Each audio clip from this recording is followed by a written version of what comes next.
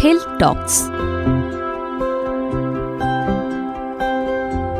ആരോഗ്യകരമായ ജീവിതത്തിന് ചില നല്ല പാഠങ്ങൾ.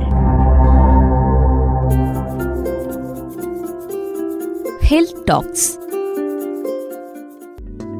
നമസ്കാരം, ഹെൽത്ത് ടോക്സിലേക്ക് സ്വാഗതം. ഫെബ്രുവരി 4 ലോക ക്യാൻസർ ദിനമാണ്. ക്യാൻസറിനെ കുറിച്ചുള്ള അവബോധം വളർത്തുന്നതിനും രോഗം നേരത്തെ തിരിച്ചറിയുന്നതിനും ചികിത്സാ സൗകര്യങ്ങൾ എല്ലാവരിലേക്കും എത്തിക്കുന്നതിനും വേണ്ടിയാണ് ഈ ദിവസം ആചരിക്കുന്നത്. ഇന്ന് ഹെൽത്ത് ടോക്സിലൂടെ ക്യാൻസർ അറിയാം, പ്രതിരോധിക്കാം എന്ന വിഷയത്തിൽ സംസാരിക്കുന്നത് government tribal hospital and Ambedkar memorial district cancer സെന്ററിലെ സൂപ്രണ്ട് ഡോക്ടർ മീര ജോർജ് ആണ്.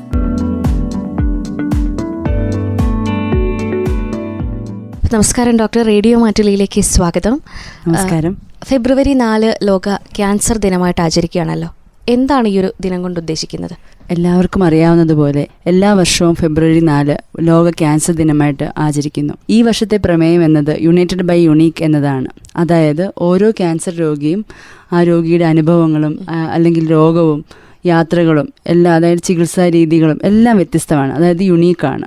ആയതിനാൽ നമ്മളെല്ലാവരും ഒത്തുചേർന്ന് രോഗിയെ കേന്ദ്രീകരിച്ച് രോഗത്തെ മാത്രമല്ലാതെ രോഗിയുടെ യുണീക്നെസ്, അതായത് റിസ്ക് ഫാക്ടേഴ്സ്, ലൈഫ് സ്റ്റൈലിൻ്റെ പ്രശ്നങ്ങളുണ്ടെങ്കിൽ ആ പ്രശ്നങ്ങൾ അവയെല്ലാം കേന്ദ്രീകരിച്ച് നമ്മൾ ഒരു സമൂഹമായിട്ടൊരു കൂട്ടായ്മയായിട്ട് രോഗിക്ക് ട്രീറ്റ്മെൻറ്റ് നൽകുകയും അതുകൂടാതെ ബോധവൽക്കരണം നടത്തുകയും ചെയ്യണം. പിന്നെ രോഗിക്ക് പ്രതീക്ഷകൾ കൂടുതൽ നൽകണം. അതാണ് ഈ പ്രാവശ്യം നമ്മൾ കൂടുതൽ കേന്ദ്രീകരിക്കുന്നത്. നമ്മൾ ശരിക്കും 2025 തൊട്ട് 27 വരെ ഈ ഒരു പ്രമേയമാണ് ശരിക്കും നമ്മൾ നടത്തുന്നത്. പിന്നെ നമ്മൾ ഈ ഒരു പ്രമേയം ഈ ഒരു ദിവസം കൊണ്ട് ശരിക്കും ബോധവൽക്കരണം കൂടുതൽ നടത്തണം. പിന്നെ സ്ക്രീനിങ്, ഏർലി ഡയഗ്നോസിസ് ഇമ്പോർട്ടൻ്റ് ആണല്ലോ, അത് കൂടുതൽ നടത്തണം എന്നുള്ള കാര്യങ്ങൾ പറയണം. പിന്നെ നമ്മൾ സ്റ്റിഗ്മ, മിത്സ് എല്ലാം ഉണ്ടല്ലോ ക്യാൻസറിനെ കുറിച്ചുള്ള, അതായത് ഒരു ക്യാൻസർ വന്നാൽ ഉടനെ മരിക്കും, ക്യാൻസർ ഒരിക്കലും ട്രീറ്റബിൾ അല്ല എന്നുള്ള ആ മിത്സൊക്കെ ഒഴിവാക്കാനും നമ്മൾ ഇച്ചിരി പ്രയത്നിക്കണം. അതാണ് ഈ ഒരു ദിവസം കാണിക്കുന്നത്. പ്രധാനമായിട്ടും കണ്ടുവരുന്നത് ഇതൊക്കെ ടൈപ്പ് ക്യാൻസറുകളാണ്. നമ്മളിപ്പോൾ ഇന്ത്യയിലെ കാര്യങ്ങളാണ് പ്രധാനമായിട്ടും പറയുന്നത്. അപ്പോൾ ഗ്ലോബൽ ക്യാൻസർ ഒബ്സർവേറ്ററി അപ്ഡേറ്റ്സ് ഉണ്ട്. 2022 അനുസരിച്ച് പുരുഷന്മാരിൽ കൂടുതൽ ക്യാൻസർ കാണുന്നത് ഹെഡ് ആൻഡ് നെക്ക് എന്ന് പറയും, ലിപ്സ് ആൻഡ് ഓറൽ ക്യാവിറ്റി, അതിനുശേഷം ലങ്സ്, പിന്നെ ഈസോഫാഗസ്, കോളോറെക്ടം അങ്ങനെയുള്ള ഏരിയയിലാണ്. സ്ത്രീകളിൽ പ്രധാനമായിട്ട്, അതായത് 4 സ്ത്രീകൾക്ക് ക്യാൻസർ ഉണ്ടെങ്കിൽ അതിലൊരാൾക്ക് ബ്രസ്റ്റ് ക്യാൻസർ ആയിരിക്കും. അതിനുശേഷം നമ്മൾ പറയുന്നത് ഗർഭാശയ ഗളം അല്ലെങ്കിൽ സെർവിക്കൽ ക്യാൻസർ 17% ആൾക്കാർക്ക്, പിന്നെ ഓവറി ഉണ്ട്, അതിനുശേഷം ലിപ്പ് ആൻഡ് ഓറൽ ക്യാവിറ്റി. ഇതാണ് ഇപ്പോൾ വരുന്നത്. പിന്നെ നിങ്ങൾ മോർട്ടാലിറ്റി ആണെങ്കിലും ഇതേ ഒരു ഓർഡർ തന്നെയാണ് വരുന്നത്. ഏറ്റവും കൂടുതൽ മോർട്ടാലിറ്റി എന്ന് പറഞ്ഞാൽ മരണനിരക്ക്. അപ്പം പുരുഷന്മാരിലാണെങ്കിൽ ഹെഡ് ആൻഡ് നെക്ക് ക്യാൻസർ കൊണ്ടാണ് മരണനിരക്ക് കൂടുന്നത്, അതിനുശേഷം ലങ് ക്യാൻസർ. സ്ത്രീകളിലാണെങ്കിൽ ബ്രസ്റ്റ് ക്യാൻസർ കൊണ്ട് മരണനിരക്ക് കൂടുന്നു, അതിനുശേഷം ഗർഭാശയ ഗള ക്യാൻസർ. ക്യാൻസർ ജനിതകപരമാണോ? ആ ഒരു കാര്യം ശരിക്കും തെറ്റാണ്. നമ്മൾ അറിയുന്നത് ഏകദേശം 5 മുതൽ 10% വരെ ക്യാൻസർ ഹെറിഡിറ്ററി ആണ്. പക്ഷേ അത് നമ്മൾ ശരിക്കും എന്ന് പറഞ്ഞാൽ നമുക്ക് നമ്മുടെ ഫാമിലിയിൽ, അടുത്ത ഫാമിലിയിൽ, അതായത് നമ്മൾ കല്യാണം കഴിച്ചു വരുന്ന ഫാമിലിയല്ല, നമ്മുടെ സ്വന്തം ഫാമിലിയിൽ അടുത്തുള്ള ആൾക്കാരും ക്യാൻസർ ഉണ്ടെങ്കിൽ അത് നമ്മൾ സ്ക്രീനിങ് കൂടുതൽ ഫ്രീക്വൻ്റ് ആയിട്ട് റെഗുലറായിട്ട് ചെയ്യണം. അതിനുവേണ്ടി മാത്രമേ ഉള്ളൂ നമ്മളെപ്പോഴും ഫാമിലി ഹിസ്റ്ററി ഓഫ് ക്യാൻസർ ചോദിക്കുന്നുള്ളൂ. അല്ലാതെ 5 മുതൽ 10% വരെ ഉള്ളൂ ജനിതകമായിട്ടുള്ളൂ. ഇപ്പോൾ ക്യാൻസറിനെ പറ്റി പല തെറ്റിദ്ധാരണകളുണ്ടെന്ന് ഡോക്ടർ നേരത്തെ പറഞ്ഞു. അതുപോലുള്ള ഒരു തെറ്റിദ്ധാരണയാണ് ക്യാൻസർ പകരുമോ എന്നുള്ളത്. എന്താണ് അതേക്കുറിച്ച് പറയാനുള്ളത്? ക്യാൻസർ പകരുന്ന രോഗമല്ല. നമ്മൾ പറയുമ്പോൾ, അതായത് ലോകാരോഗ്യ സംഘടന നോൺ കമ്മ്യൂണിക്കബിൾ ഡിസീസസിൽ ഉൾപ്പെടുത്തുന്ന ഒരെണ്ണമാണ് ക്യാൻസർ. പിന്നെ എന്ന് പറഞ്ഞാൽ ക്യാൻസറിൻ്റെ റിസ്ക് ഫാക്ടേഴ്സ്, ചില വൈറസ് കൊണ്ടുണ്ടാക്കുന്ന ഇൻഫെക്ഷൻ കാരണം കോശങ്ങളിൽ മാറ്റം വന്ന് അത് ക്യാൻസർ ആയേക്കാം. അപ്പോൾ നമ്മൾ ഇൻഫെക്ഷനെയാണ് ട്രീറ്റ് ചെയ്യേണ്ടത്, അല്ല ഇൻഫെക്ഷൻ ഉണ്ടാക്കുന്ന റിസ്ക് ഫാക്ടറിനെ ആ വൈറസ് വരാതെയാണ് തടയേണ്ടത്. ഉദാഹരണം ഹ്യൂമൻ പാപ്പിലോമ വൈറസ് എന്ന് പറഞ്ഞത് സെർവൈക്കൽ ക്യാൻസറിൻ്റെ ഒരു റിസ്ക് ഫാക്ടറാണ് ആ ഇൻഫെക്ഷൻ. അപ്പോൾ ആ ഇൻഫെക്ഷൻ വരുന്നത് തടഞ്ഞാൽ നമുക്ക് ക്യാൻസർ വരത്തില്ല. അപ്പോൾ ഇത് ഒരിക്കലും പടരുന്ന അസുഖമല്ല. അപ്പോൾ ക്യാൻസറിനെ തടയാം. ക്യാൻസർ പ്രിവെൻറ്റബിൾ ആണ്. നമ്മൾ കേൾക്കുന്നത് പോലെ ക്യാൻസർ ഒരിക്കലും, ഏകദേശം ഒരു 40 മുതൽ 50% ക്യാൻസറും പ്രിവെൻറ്റബിൾ ആണ്. അതായത് എല്ലാ ക്യാൻസറിനും കാരണമായേക്കുന്ന ചില റിസ്ക് ഫാക്ടേഴ്സ് ഉണ്ട്, അല്ലെങ്കിൽ ജീവിതശൈലിയിൽ ഉണ്ടാകുന്ന മാറ്റങ്ങളുണ്ട്. ആ ഘടകങ്ങളെ നമ്മൾ തടഞ്ഞു നിർത്തിയാൽ ക്യാൻസർ നമുക്ക് തടയാൻ പറ്റും. ഉദാഹരണം ടുബാക്കോയിൽ അടങ്ങിയിരിക്കുന്നത് നമുക്ക് എന്തുമാകാം, വലിക്കുന്ന വലിക്കുന്ന ടുബാക്കോ ഉണ്ട്, ചവയ്ക്കുന്ന ടുബാക്കോ ഉണ്ട്, അതെല്ലാം ടുബാക്കോ ഘടകങ്ങളാണ്. ഈ ടുബാക്കോയിൽ അടങ്ങിയിരിക്കുന്ന 4000 കെമിക്കൽസ് ഉണ്ട്. അതിൽ ഏകദേശം 70 കാർസിനോജനാണ്. അപ്പോൾ ടുബാക്കോയുടെ ഉപയോഗം ഏത് രീതിയിലുള്ള ടുബാക്കോയുടെ ഉപയോഗം നിർത്തിയാൽ നമുക്ക് ക്യാൻസറിനെ തടയാം. അതുപോലെ ആൽക്കഹോൾ, അത് ഗ്രൂപ്പ് 1 കാർസിനോജനാണ്. അതായത് ഏകദേശം 7 തൊട്ട് 10 വരെ ക്യാൻസറിന്റെ റിസ്ക് ഫാക്ടറിൽ ഒന്നാണ് ഈ ആൽക്കഹോൾ. അപ്പോൾ ആൽക്കഹോൾ നമ്മൾ നിയന്ത്രിച്ചാൽ മതി. അതായത് ഇപ്പോൾ എന്താ പറയുക, colon cancer, breast cancer, lung cancer, head and neck cancer, പിന്നെ ഏറ്റവും ഇമ്പോർട്ടൻ്റ് ഹെപ്പറ്റോസെല്ലുലാർ ക്യാൻസർ, അതായത് ലിവർ ക്യാൻസർ, ഇതിൻ്റെ എല്ലാം റിസ്ക് ഫാക്ടറായിട്ട് വരുന്നത് ആൽക്കഹോളാണ്. അപ്പോൾ ഇതിനൊക്കെ നമുക്ക് ഇത് തടഞ്ഞു നിർത്തിയാൽ നമുക്ക് ക്യാൻസർ വരുന്നത് തടയാൻ പറ്റും. പിന്നെ ഇപ്പോൾ പറയുന്നത്, ഇപ്പം നമ്മൾ പറയും പൊല്യൂഷൻ. ഡൽഹിയിലൊക്കെ ഇപ്പം സ്റ്റഡീസ് വരുന്നതേ ഉള്ളൂ. ഒരു 10 year ആയിട്ട് കണ്ടിന്യൂസ് ആയിട്ട് പൊല്യൂഷൻ അത് ഉള്ള ഒരു സ്ഥലത്ത് താമസിക്കുകയാണെങ്കിൽ റിസ്ക് ഓഫ് ലങ് ക്യാൻസർ കൂടുതലാണ്. അപ്പോൾ അങ്ങനെ ഒരു കാര്യമുണ്ട്. പിന്നെ നമ്മുടെ ഫുഡ്, ജങ്ക് ഫുഡ്സ് കൂടുതൽ കഴിച്ചാൽ, അതായത് ഫുൾ ഇൻഡസ്ട്രിയൽ ടൈപ്സ്. ഇവിടെ ഇൻഡസ്ട്രിയൽ എന്ന് പറഞ്ഞാൽ തുടങ്ങുന്നത് നമ്മുടെ ഇവിടെ അന്നനാളം തൊട്ട് താഴേക്ക് തുടങ്ങുന്നതാണ്. ഈസോഫാഗസ് തൊട്ട് താഴെ ഏനൽ വരെ, റെക്ടം വരെ തുടങ്ങുന്നതാണ്. അവിടം വരെ ഉള്ള ക്യാൻസറിന് ഈ ജങ്ക് ഫുഡ്സ് കാരണമാകും. അപ്പം ഫൈബർ റിച്ച് ഫുഡ് കഴിച്ചാൽ നമ്മൾ ഈസി ആയിട്ട് ബവൽ മൂവ്മെൻറ്റ്സ് എല്ലാം നോർമൽ ആവുകയും ചെയ്യും. ക്യാൻസർ വരുത്തില്ല എന്ന് ഞാൻ പറയുന്നില്ല, പക്ഷേ ക്യാൻസറിനുള്ള സാധ്യത വളരെ കുറവാണ്. അപ്പോൾ കൊച്ചുകുട്ടികളിൽ ക്യാൻസർ കണ്ടുവരുന്നുണ്ടല്ലോ, അതപ്പോൾ എന്തുകൊണ്ടാണ്? കൊച്ചുകുട്ടികളിൽ പ്രധാനമായിട്ടും കാണുന്നത് ബ്ലഡ് ക്യാൻസേഴ്സ് ആണ്. അപ്പോൾ ബ്ലഡ് ക്യാൻസേഴ്സ് വരുന്നത് ആ ഒരു ഇതിൽ മാത്രം നമ്മൾ ജനിതകമായിട്ടുള്ള ഘടകങ്ങൾ നോക്കണം. അവിടെ മാത്രം ജനിതക ഘടകങ്ങൾ. പിന്നെ നമ്മുടേതായിട്ടുള്ള ക്രോമസോമൽ അബ്നോർമാലിറ്റീസ് കാരണവും വരും എന്തായാലും. അല്ലാതെ അതൊരിക്കലും പകരുന്ന അസുഖമല്ല. ഈ കൊച്ചുകുട്ടികൾ തന്നെ സ്കിൻ ക്യാൻസേഴ്സും കാണുന്നുണ്ട്. പ്രധാനമായിട്ടും നമ്മുടെ നാട്ടിലല്ല, UV റേഡിയേഷൻസ് കൂടുതലുള്ള വെസ്റ്റേൺ കൺട്രീസിൽ, അതായത് squamous cell carcinoma, basal cell carcinoma മുതലായവ എന്തായാലും കാണുന്നുണ്ട്. ക്യാൻസർ വാക്സിനുകൾ ഏതൊക്കെയാണ്? ഇത് ഇന്ത്യയിൽ ലഭ്യമാണോ? ക്യാൻസർ വാക്സിൻ ഇന്ത്യയിൽ ലഭ്യമാണ്. പ്രധാനമായിട്ടും ഞാൻ മുൻപേ പറഞ്ഞതുപോലെ ഹ്യൂമൻ പാപ്പിലോമ വൈറസ് ആണ് കാർസിനോമ സെർവിക്സ്, പിന്നെ ഹെഡ് ആൻഡ് നെക്ക് ക്യാൻസർ മുതലായ ക്യാൻസറിന്, പിന്നെ എന്താ പറയുന്നത് പെനൈൽ ക്യാൻസർ, അതായത് പെനിസിലുണ്ടാകുന്ന പുരുഷന്മാരിലുണ്ടാകുന്ന ക്യാൻസർ, ഇതിനെല്ലാം ഒരു റിസ്ക് ഫാക്ടറാണ് ഹ്യൂമൻ പാപ്പിലോമ വൈറസ്. അപ്പോൾ ഇതിനെതിരെയുള്ള വാക്സിനാണ് HPV വാക്സിൻ എന്ന് പറയുന്നത്. ഈ വാക്സിൻ 9 വയസ്സിന് മുകളിലുള്ള എല്ലാവർക്കും, പുരുഷന്മാർക്കും സ്ത്രീകൾക്കും നൽകേണ്ടതാണ്. അപ്പോൾ ഇപ്പം നമുക്ക് എന്തായാലും നമ്മുടെ ഇന്ത്യയിലെ ഇമ്മ്യൂണൈസേഷൻ ഷെഡ്യൂൾ, അതായത് യൂണിവേഴ്സൽ ഇമ്മ്യൂണൈസേഷൻ ഷെഡ്യൂൾ അല്ലെങ്കിൽ ഇന്ത്യയിലെ ഇമ്മ്യൂണൈസേഷൻ ഷെഡ്യൂൾ അത് ഉൾപ്പെടുത്തിയിട്ടില്ല. പക്ഷേ ഭാവിയിൽ അത് ആഡ് ആവും. അതുപോലെ മറ്റൊരു വാക്സിനാണ് ഹെപ്പറ്റൈറ്റിസ് ബി വാക്സിൻ. യൂഷ്വലി നമ്മൾ എല്ലാ ഹെൽത്ത് കെയർ വർക്കേഴ്സും 3 ഡോസ് എടുത്തിരിക്കണം. അത് നിർബന്ധമാണ്. ശരിക്കും പഠിക്കുമ്പോഴും നമ്മൾ എടുക്കണം. അതിനുശേഷം ജോലി ചെയ്യുമ്പോൾ അതിൻ്റെ ടൈറ്റർ നോക്കിയിട്ട് കുറവാണെങ്കിൽ അത് ബൂസ്റ്റർ ഡോസ് എടുക്കണം. ഈ hepatitis B vaccine hepatitis B വരുന്നത് തടയുകയും ഒരു പരിധി വരെ ഈ സെല്ലുലാർ കാർസിനോമ, അതായത് ലിവർ ക്യാൻസറിനെ തടയുകയും ചെയ്യും. എയർലി ഡിറ്റക്ഷൻ എന്നുകൊണ്ട് എന്താണ് ഉദ്ദേശിക്കുന്നത്? ക്യാൻസറിന് നമ്മളിപ്പോൾ പറയുകയാണെങ്കിൽ പല സ്റ്റേജുകളുണ്ട് ക്യാൻസറിന്. നമുക്കറിയാം, ചില ക്യാൻസർ സ്റ്റേജ് 4 കണ്ടുപിടിക്കപ്പെടുന്നത്, ചില ക്യാൻസർ സ്റ്റേജ് 1 തന്നെ കണ്ടുപിടിച്ചിട്ടുണ്ട്. അപ്പം സ്റ്റേജ് 1, 2, 3, 4 എന്ന് പറയുന്നതിൽ ആദ്യത്തെ 3 സ്റ്റേജിലും ട്രീറ്റബിൾ ആണ്. മാക്സിമം നമ്മൾ ഒരു 5 year സർവൈവൽ റേറ്റ് ഒക്കെ 70% മുകളിലുണ്ട്. പക്ഷേ ഈ ക്യാൻസർ സ്റ്റേജ് 1 തന്നെ കണ്ടുപിടിക്കാൻ പറ്റുന്നതിനാണ് സ്ക്രീനിങ് നമുക്ക് പറ്റുന്നത്. ക്യാൻസർ ഉണ്ടാവുന്നതിന് മുമ്പ് തന്നെ, തീരെ ബ്ലഡിലോ അല്ലെങ്കിൽ ശരീരത്തിലോ ഉണ്ടാവുന്നതിന് മുമ്പ് തന്നെ നമ്മൾ പല ലക്ഷണങ്ങളോ സിംറ്റംസോ അല്ലെങ്കിൽ നമ്മുടെ ഹെറിഡിറ്ററി കാര്യങ്ങളൊക്കെ വെച്ചിട്ട് നമ്മൾ റെഗുലറായിട്ട് സ്ക്രീൻ ചെയ്ത് ചെയ്യാൻ പറ്റുന്നതിൽ പ്രധാനമായിട്ടും പറയുന്നത് ഇപ്പം നമ്മൾ മാമോഗ്രാം, ബ്രസ്റ്റ് ക്യാൻസറിന് മാമോഗ്രാം 40 വയസ്സിന് മുകളിലുള്ള സ്ത്രീകൾ എല്ലാ വർഷവും ചെയ്തിരിക്കണം എന്നാണ്. അതുപോലെ തന്നെ കൊളോണോസ്കോപ്പി 40 വർഷം മുകളിലുള്ള പുരുഷന്മാരും സ്ത്രീകളും കൊളോണോസ്കോപ്പി ചെയ്യണം എന്നാണ്. പ്രത്യേകിച്ച് അതായത് മലബന്ധം പോലുള്ള ഇടയ്ക്കിടയ്ക്ക് വരുന്നത്, അല്ലെങ്കിൽ ഇടയ്ക്കിടയ്ക്ക് ലൂസ് സ്റ്റൂൾസ് വരുന്നു, പിന്നെ മലബന്ധം, കോൺസ്റ്റിപ്പേഷൻ വരുന്നു, അങ്ങനെയുള്ള ആൾക്കാരുണ്ടെങ്കിൽ അത് ചെയ്യേണ്ടതാണ്. പിന്നെ നമ്മൾ പാപ്സ്മിയർ എന്ന് പറഞ്ഞൊരു സംഭവം കേട്ടിട്ടുണ്ടല്ലോ.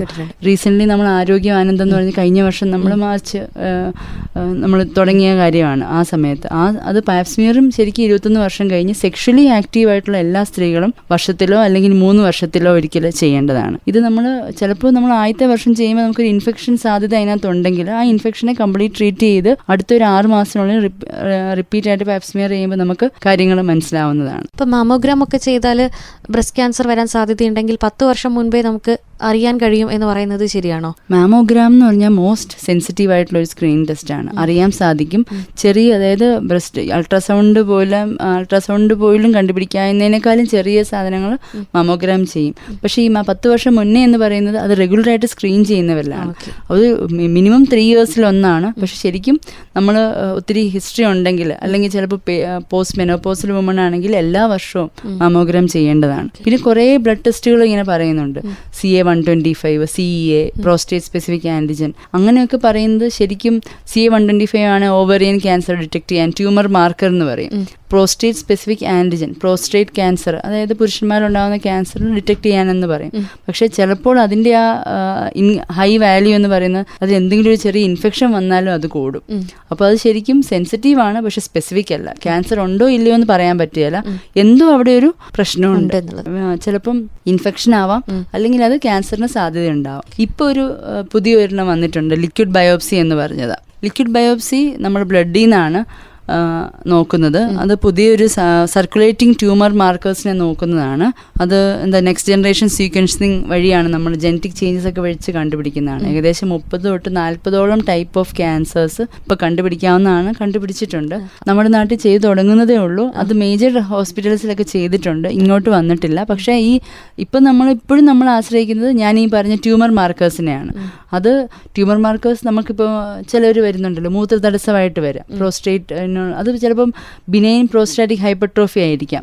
അത് നോർമലാണ്. ഒരു പ്രായം കഴിയുമ്പോൾ പ്രോസ്റ്റേറ്റ് തിക്കനാവുകയും നമ്മുടെ ആ മൂത്രനാളി ചുരുങ്ങുകയും ചെയ്യുമ്പോൾ മൂത്രം പോകുന്നതിന് പ്രശ്നം വരുന്നത് കാരണമാണ് അത് വരുന്നത്. ആ കണ്ടീഷനിൽ പോലും PSA എലിവേറ്റഡ് ആയിരിക്കും.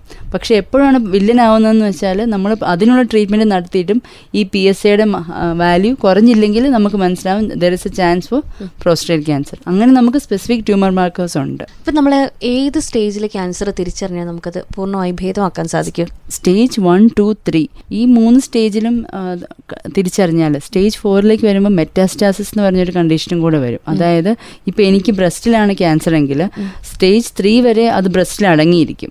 സ്റ്റേജ് 4 ആകുമ്പോൾ മറ്റ് ഓർഗൻസിലേക്കും കൂടെ അത് വ്യാപിക്കും. അപ്പോൾ ആ സമയത്ത് നമുക്ക് അതിനെയും കൂടെ ടാക്കിൾ ചെയ്യാനായിട്ട് ബുദ്ധിമുട്ടുണ്ടാവും. ആ ഇനീഷ്യൽ സ്റ്റേജസിൽ എന്തായാലും കണ്ടുപിടിച്ചാൽ ട്രീറ്റ്മെൻറ്റ് ഒരു പരിധിവരെ നമുക്ക് 10 years സർവൈവൽ, 25 years സർവൈവൽ ഉണ്ടാവും. ഇപ്പം എന്തൊക്കെ ലക്ഷണങ്ങൾ ശ്രദ്ധയിൽപ്പെട്ടാലും നമ്മളത് ശ്രദ്ധിക്കണം, അല്ലെങ്കിൽ ക്യാൻസർ ആയിരിക്കാം എന്ന് നമ്മൾ സംശയിക്കേണ്ട ലക്ഷണങ്ങൾ എന്തൊക്കെയാണ്? അതായത് ക്യാൻസറിന് അൺഎക്സ്പ്ലെയിൻഡ് ആയിട്ടുള്ള weight loss, more than 10% weight loss ഉണ്ടെങ്കിൽ നമ്മളിപ്പം പറയുന്ന TB അല്ലെങ്കിൽ ക്യാൻസർ ആയിരിക്കാം എന്നാണ്. അതുകൂടാതെ നമ്മൾ വിശപ്പില്ലായ്മ, ഒട്ടും വിശപ്പില്ലാതെ, ഈ നമ്മൾ നോർമലി പറയുന്ന ഗ്യാസ് കയറിയുള്ള വിശപ്പില്ലായ്മയല്ല, തീരെ എരിവും പുളിയും, അതായത് പുളിർപ്പും ചവപ്പും പോലെയുള്ള വായിൽ ഇങ്ങനെ നിറഞ്ഞിട്ട് വിശപ്പെന്ന് പറഞ്ഞാൽ കണ്ടീഷനേ ഇല്ലാത്ത ഒരവസ്ഥയുണ്ടാവും. പിന്നെ നമുക്ക് പറയാവുന്നത് അകാരണമായ ക്ഷീണം, അത് ഇത് രണ്ടും കൂടി ചേർന്നുള്ളതാണ്. ഇപ്പോൾ ലോസ് ഓഫ് വെയിറ്റും ലോസ് ഓഫ് അപ്പറ്റൈറ്റും വരുമ്പോൾ അകാരണമായ ക്ഷീണം ഉണ്ടാവും. പിന്നെ ബ്രസ്റ്റിലെ ചേഞ്ചസ്, അതാണ് ഇമ്പോർട്ടൻ്റ് ആയിട്ട് നമ്മൾ ബ്രസ്റ്റ് ക്യാൻസർ, ഏറ്റവും കൂടുതൽ ബ്രസ്റ്റ് ക്യാൻസർ സ്ത്രീകളിലുള്ളത് കാരണം ബ്രസ്റ്റിലെ ചേഞ്ചസ് ഇമ്പോർട്ടൻ്റ് ആയിട്ട് നോട്ടീസ് ചെയ്യണം. അത് വേണമെങ്കിൽ ഞാൻ ബ്രസ്റ്റ് സെൽഫ് എക്സാമിനേഷനിൽ നോക്കുമ്പോൾ പറയാം.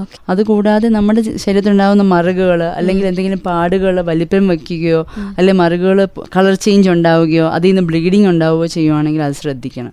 പിന്നെ നമ്മുടെ വയറിൻ്റെ പ്രശ്നം, ഇൻറ്റസ്റ്റൈനിലെ പ്രശ്നം, ഒരു ദിവസം ലൂസ് മോഷൻ, അല്ലെങ്കിൽ നമുക്കറിയാം ഒരു ലൂസ് മോഷൻ ഉണ്ടാവാനായിട്ട് കാരണങ്ങൾ പുറത്തുനിന്ന് ഫുഡ് കഴിച്ചിട്ടുണ്ടെങ്കിൽ ലൂസ് മോഷൻ ഉണ്ടാവാതിരിക്കാം, എന്തെങ്കിലും ഇൻഫെക്ഷൻ. അല്ലാതെ ലൂസ് മോഷനും കോൺസ്റ്റിപ്പേഷനും ഓൾട്ടർനേറ്റ് ആയിട്ട് വരുന്നു. കോൺസ്റ്റിപ്പേഷൻ വരുന്നതിൻ്റെ കൂടെ തന്നെ ബ്ലഡുകൾ ചീറ്റ് ചെയ്ത് പോകുന്നു, അല്ലെങ്കിൽ നമ്മൾ വയറ്റിൽ നിന്ന് പോകുമ്പോൾ വേറൊരു കളറിൽ, അതായത് ഡാർക്ക് ബ്ലാക്ക് കളറിൽ, അതായത് മലീന എന്നൊക്കെ പറയും, അതായത് മുകളിലുള്ള പ്രശ്നങ്ങൾ, എവിടെയോ ഇൻറ്റസ്റ്റൈനൽ ഏരിയയിൽ ബ്ലഡ് വരുന്നു, അങ്ങനെയൊക്കെ ഉണ്ടെങ്കിൽ നമ്മൾ ക്യാൻസറിനെ സംശയിക്കണം.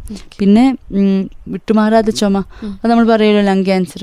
പക്ഷേ മോർ ദാൻ ഇപ്പം നമുക്കതിന് ഗുണമുണ്ട്. 2 ആഴ്ചയിലധികമുള്ള ചുമ ആണെങ്കിൽ അത് TB ആണെന്ന് സംശയിക്കണം, നമുക്ക് എല്ലാവർക്കും അറിയാം. അപ്പോൾ ചിലപ്പോൾ ആ ടെസ്റ്റ് ചെയ്യുമ്പോഴായിരിക്കും ക്യാൻസർ ആണെന്ന് കണ്ടുപിടിക്കുന്നത്. അങ്ങനെയുണ്ട് കേട്ടോ. ഇപ്പം ചില ആളുകൾ പറഞ്ഞു കേട്ടിട്ടുണ്ട്, ഇപ്പം ടെസ്റ്റ് ചെയ്തപ്പോഴാറിഞ്ഞത് 4th സ്റ്റേജ് എത്തി. അപ്പം അതുവരെ അവരുടെ ശരീരമായി ലക്ഷണം കാണിക്കാത്തതാണോ, അല്ലെങ്കിൽ അവരതിനെ മൈൻഡ് ചെയ്യാതെ പോകുന്നത് കൊണ്ടാണോ, എന്തായിരിക്കാം? രണ്ടും ആയിരിക്കാം. ഞാനിപ്പോൾ ഓൾറെഡി പറഞ്ഞതുപോലെ 4th സ്റ്റേജ് ആകുമ്പോൾ മെറ്റാസ്റ്റാസിസ് ആവും. അപ്പോൾ മെറ്റാസ്റ്റാസിസ് ആകുമ്പോൾ യൂഷ്വലി ബ്രസ്റ്റ് ക്യാൻസറിനൊക്കെ ആദ്യം വരുന്നത് ലങ്സിലായിരിക്കും അത് മെറ്റ്സ് വരുന്നത്. അതായത് ചെറിയ ഇത് ഡോട്ട്സ് പോലെ ക്യാൻസർ രോഗം അവിടെ പടരുന്നത്. അപ്പോൾ യൂഷ്വലി ചുമയുള്ള ഒരാളാണെങ്കിൽ അത് മൈൻഡ് ചെയ്യത്തില്ല. നമ്മൾ റുട്ടീനായിട്ട് അലർജിക് ആസ്മയുള്ള ഒരാളാണെന്ന് സങ്കല്പിച്ച് നോക്കിയേ, അത് മൈൻഡ് ചെയ്യത്തില്ല. പിന്നെ ഏറ്റവും കൂടുതൽ നമുക്ക് കണ്ടുപിടിക്കാൻ പറ്റുന്നത് ബ്രെയിൻ മെറ്റാസ്റ്റാസ് വന്നു കഴിഞ്ഞാൽ തലവേദന, അല്ലെങ്കിൽ അകാരണമായ മെമ്മറി ലോസ്, അല്ലെങ്കിൽ തീരെ എപ്പോഴും ലോസ് ഓഫ് കോൺഷ്യസ്നെസ്, അങ്ങനെയൊക്കെ വരുവാണെങ്കിൽ നമുക്ക് പെട്ടെന്ന് തന്നെ കണ്ടുപിടിക്കാൻ പറ്റും. ബാക്കിയുള്ളതൊക്കെ ഒരു ലക്കാണെന്ന് തന്നെ പറയാം ചിലപ്പോൾ ചില സമയത്ത്. അപ്പം ഇത്തരം ലക്ഷണങ്ങൾ ശ്രദ്ധയിൽപ്പെട്ടാൽ എന്ത് ചെയ്യണം? ഈ ഒരു ക്യാൻസർ ദിനത്തോടനുബന്ധിച്ച് ഡോക്ടർക്ക് നമ്മുടെ ശ്രോതാക്കളോട് എന്താണ് പറയാനുള്ളത്? നമുക്ക് അതിലൂടെ അവസാനിപ്പിക്കാം. നമ്മൾ ഇത്തരം ലക്ഷണങ്ങളിൽ നിങ്ങൾ കണ്ണു തുറന്നിരിക്കണം എന്നാണ് എനിക്ക് ആദ്യം പറയാനുള്ളത്. ഈ സ്ത്രീകളോട് പ്രത്യേകിച്ച് എനിക്ക് പറയാനുള്ളത്, നമ്മൾ കണ്ണാടിയിൽ കുളിച്ചു കഴിഞ്ഞ് നമ്മുടെ ഫ്രണ്ടിലുള്ള കണ്ണാടിയിൽ ഡ്രസ്സ് മാറ്റി കൈ രണ്ടും വെളിയിൽ കുത്തി സ്ഥലങ്ങളുടെ വലിപ്പം വ്യത്യാസമുണ്ടോ, പിന്നെ അല്ലെങ്കിൽ അതിന് മുലക്കണ്ണുകൾ അകത്തേക്ക് വലിഞ്ഞിരിക്കുകയാണോ, മുലഞ്ഞെട്ടിന് എന്തെങ്കിലും പ്രശ്നമുണ്ടോ, അല്ലെങ്കിൽ പുറമെ കാണാവുന്ന എന്തെങ്കിലും തടിപ്പുണ്ടോ, അല്ലെങ്കിൽ മുലഞ്ഞെട്ട് ഞെക്കുമ്പോൾ എന്തെങ്കിലും സ്രവങ്ങൾ വരുന്നുണ്ടോ, അത് പ്രത്യേകം ശ്രദ്ധിക്കണം. അതുകൂടാതെ നമ്മുടെ വിരലുകളുടെ ഉൾവശം വെച്ചിട്ട് ചെറുതായി അമർത്തി നോക്കിയാൽ പോലും നമുക്ക് മോസ്റ്റ് ക്യാൻസർ, അതായത് ചെറിയ ചെറിയ ലംസ് ഉള്ളിലുണ്ടെങ്കിൽ, അതായത് മുഴകളെന്നാണ് ഉദ്ദേശിച്ചത്, മുഴകളുണ്ടെങ്കിൽ നമുക്കത് കണ്ടുപിടിക്കാൻ പറ്റും. അപ്പം എപ്പോഴും കണ്ണ് തുറന്നിരിക്കുക, അലേർട്ടായിരിക്കുക. ചെറിയ എന്തെങ്കിലും പ്രശ്നം, ഇങ്ങനെ ചെറിയ കാര്യങ്ങളുണ്ടെങ്കിൽ ഏത് ഡോക്ടറെ സമീപിച്ചാൽ പോലും മുമ്പോട്ടുള്ള കാര്യങ്ങളെല്ലാം പറഞ്ഞു തരും. ആദ്യം ഒരു ഓൺകോ സർജനെ തന്നെ കാണണമെന്നില്ല, പേടിക്കണ്ട, അത് വേണ്ട. ഒരു നോർമൽ ഗൈനക്കോളജി എക്സാമിനറിനോ അല്ലെ ഗൈനക്കോളജിക്കൽ എക്സാമിനേഷന് പോകുന്ന പോലെ ഒരു ഡോക്ടറെ കാണുകയോ ഫിസിഷ്യനെയോ ആരെയെ കാണിച്ചാൽ പോലും, ഏതൊരു ഇപ്പോൾ ജനറൽ പ്രാക്ടീഷണറെ കാണിച്ചാൽ പോലും അവരതിൻ്റെ മുമ്പിൽ വഴി പറഞ്ഞു തരും. ഈ ലക്ഷണങ്ങളുണ്ടെങ്കിൽ അതൊരിക്കലും നമ്മൾ സാരമില്ല, പിന്നെ നമുക്ക് നോക്കാം എന്നുള്ള രീതിയിൽ ഒരിക്കലും അത് മാറ്റിവെക്കല്ല. കാരണം നമ്മുടെ ഈ ഒരു ചെറിയ അശ്രദ്ധ കൊണ്ട്, ഒരു ചെറിയൊരു പ്രൊസീജിയർ കൊണ്ട് മാറ്റാവുന്ന കാര്യം ചിലപ്പോൾ വലിയൊരു സർജറി അല്ലെങ്കിൽ കീമോതെറാപ്പി, റേഡിയേഷനിലൂടെ മാറ്റേണ്ടി വരും. അപ്പം കണ്ണ് തുറന്നിരിക്കുക. ലക്ഷണങ്ങൾ എല്ലാവർക്കും ലക്ഷണങ്ങൾ അറിയാം. ഇപ്പം ലക്ഷണങ്ങൾ അറിയാത്ത ആരും ഉണ്ടാവില്ല. പിന്നെ ഈ നമ്മൾ പ്രത്യേകിച്ച് പോസ്റ്റ് മെനോപോസൽ ലേഡീസ്, അതായത് മെനോപോസ് കഴിഞ്ഞിട്ട് ബ്ലീഡിങ് എല്ലാം സ്റ്റോപ്പ് ചെയ്ത് പെട്ടെന്ന് ഒരു നാൾ ബ്ലീഡിങ് വരുന്നുണ്ടെങ്കിൽ അത് ക്യാൻസർ അല്ലായിരിക്കും. മോസ്റ്റ്ലി 90% ക്യാൻസർ അല്ല, മറ്റു കാര്യങ്ങളും ഉണ്ടായിരിക്കും. പക്ഷെ അതല്ല എന്ന് ഉറപ്പ് വരുത്തേണ്ടത് നമ്മളാണ്. അതുകൂടാതെ നമ്മൾ ഇൻ്റർമെൻസ്ട്രൽ ബ്ലീഡിങ്, ഒരു പീരിയഡ്സ് കഴിഞ്ഞ് മറ്റേ പീരിയഡ്സിൻ്റെ ഇടയ്ക്ക് ധാരാളം പീരിയഡ്സ് പോലെ തന്നെ ബ്ലഡ് പോവുകയാണെങ്കിൽ, അതായത് കളർ ചേഞ്ച് അല്ല, എല്ലാവർക്കും പല രീതിയിലുള്ള സ്രവങ്ങളുണ്ടാവാം. അതല്ലാതെ പീരിയഡ്സ് പോലെ തന്നെ വരികയാണെങ്കിൽ അത് ശ്രദ്ധിക്കേണ്ടതാണ്. ഒരു തവണ പാപ്പ് സ്മിയറോ അല്ലെങ്കിൽ HPV സ്മിയറൊക്കെ ഇപ്പോൾ അവൈലബിൾ ആണ്. ഏതെങ്കിലും ഒരെണ്ണം ചെയ്യുക, കൂടെ അൾട്രാസൗണ്ട് ചെയ്യുക. 40 വയസ്സിന് മുകളിലാണെങ്കിൽ നിർബന്ധമായും ഏതെങ്കിലും ഹെൽത്ത് പാക്കേജിൽ അംഗമായിട്ട് അൾട്രാസൗണ്ട്, പാപ്പ് സ്മിയർ, അതുകൂടാതെ മാമോഗ്രാം, ഇത് 3 സ്ത്രീകൾ എന്തായാലും ചെയ്തിരിക്കണം. പിന്നെ റുട്ടീനായിട്ടുള്ള ബ്ലഡ് ടെസ്റ്റുകൾ. ലോക ക്യാൻസർ ദിനത്തോടനുബന്ധിച്ച് ക്യാൻസറിനെ എങ്ങനെ തിരിച്ചറിയാമെന്നും എങ്ങനെ പ്രതിരോധിക്കാമെന്നും ഡോക്ടർ വിശദമായി സംസാരിച്ചു. Thank you. ഫെബ്രുവരി 4 ലോക ക്യാൻസർ ദിനത്തോടനുബന്ധിച്ച് ക്യാൻസർ അറിയാം, പ്രതിരോധിക്കാം എന്ന വിഷയത്തിൽ ഇന്ന് ഹെൽത്ത് ടോക്സിൽ സംസാരിച്ചത് government tribal hospital and Ambedkar memorial district cancer സെന്ററിലെ സൂപ്രണ്ട് ഡോക്ടർ മീര ജോർജ് ആയിരുന്നു. ഇന്നത്തെ ഹെൽത്ത് ടോക്സ് ഇവിടെ പൂർണ്ണമാകുന്നു. നന്ദി, നമസ്കാരം.